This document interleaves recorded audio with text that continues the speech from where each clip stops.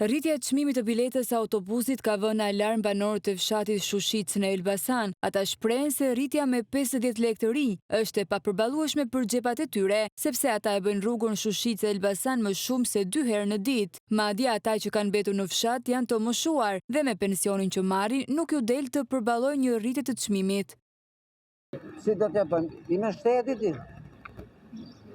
shtetit, bashkia, bjerë marë masa për fugona, për... E keni bërë të ditur shqetësimin tuaj firmës? Po. Çfarë luta? Se e kanë rritë? Se e kanë rritë biletën? Po, se kanë rritë? E kanë rritë se jo janë rritë taksat, ata s'kan fajtë.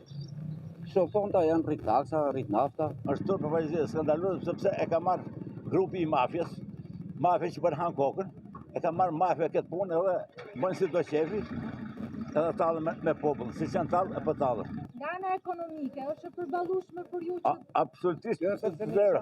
Unë jam pensionist, çfarë përballojnë, pika. Vetëm kaq. Është dhe një problem akoma dhe më i madh, sepse nxënësit e shkollës,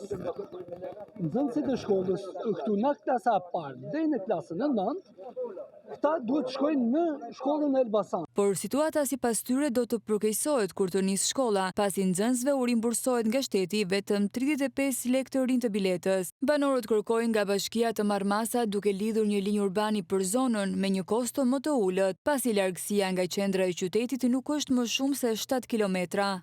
Rreth parë, këtu është një distancë rrugore shumë shkurtër, diku jo më shumë se 7 kilometra deri në Elbasan, atë qendër në Elbasan. Problemi është që kosa është shumë e papërballueshme nga banorët e zonës.